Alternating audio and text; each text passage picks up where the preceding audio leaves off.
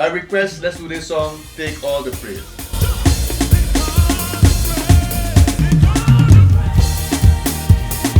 The first thing we can do is check out the main pulse of the song. The main pulse is like a kind of triplet feel thing going on. It's with accents and no accents. So it's actually 16 notes but plain accents on like a triple kind of feel, and that will make this groove come about. Let me show you first.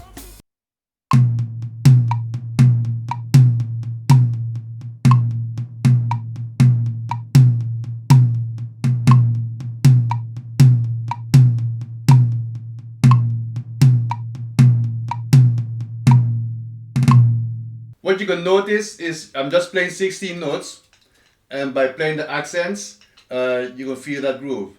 Way to play these accents is on the, actually you switch in from right to left with the accents. So it can be right, left, right, left, right, left, right, left, right, left.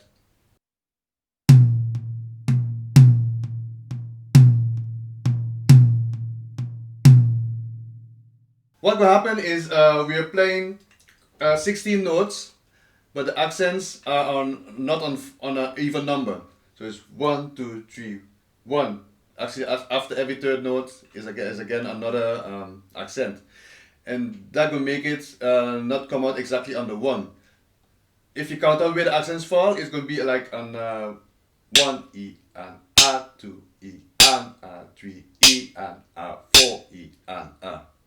You see the last one is the 4, you keep a whole count of just soft notes. So 4, E and A, everything is quiet. Sometimes you can add a little variation by adding a little note right before the first note start again. So on the, you can be 1 E and A, 2 E and A, 3 E and A, 4 E and A, 1.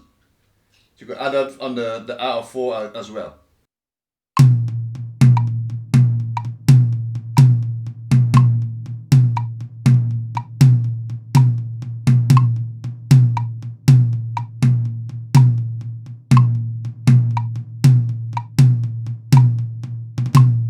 As you can see, I'm going to show you on the hi-hat for a moment.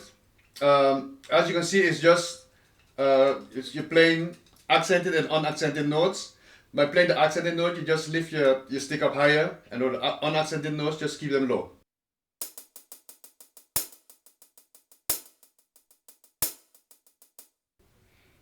See, just lifting your sticks higher, so then you just alternate between left and right, basically.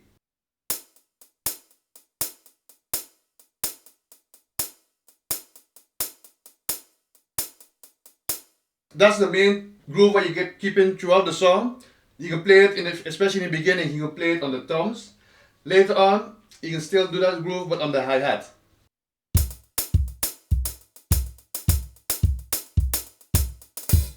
During the choruses, you can play that groove on the hi-hat as well, but then alternate with some notes on the snare drum. Those going to be the same notes, what can fall in that same accented pattern. So instead of playing the accent on the hi-hat, you can just play the note on the snare drum. So let's see how that can sound like.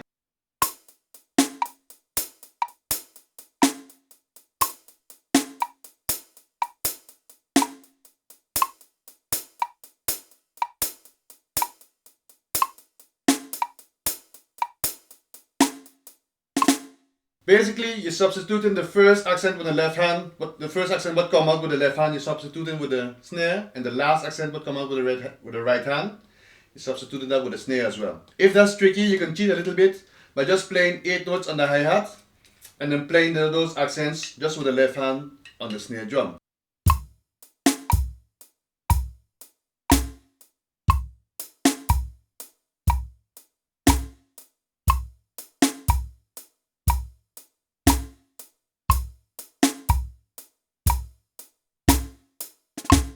And that first note is exactly the same first note we've been hearing in soca all those times.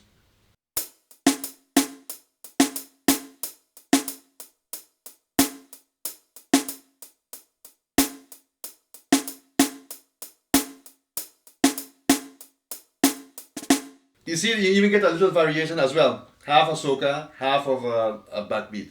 And if you want, you can even play around and instead of playing half soca, half backbeat, you can even go full soca. So instead of going like this,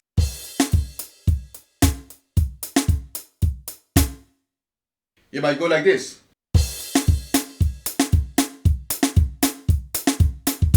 Or you can play it half and half.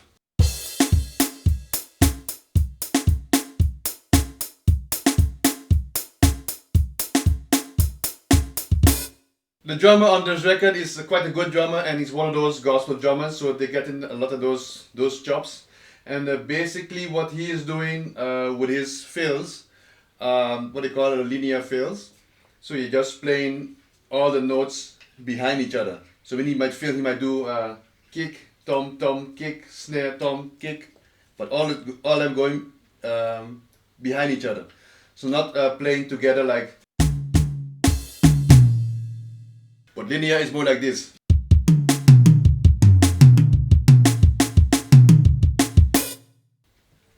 So all the notes behind each other in a line. The only tricky thing is he's doing it quite fast, so you have to see what you can take out of that. If it's too fast to do those linear fills, just keep it simple. The fills is just something what you feel like, what you add to it. It don't have to be exactly like the record. So that's it for the instruction part. You can let me know if you get through with this or not, if it's too difficult, too easy. Depends what it is for you. And don't forget to subscribe if you haven't done so already, and adjust the bell, or leave a comment if you have any suggestions.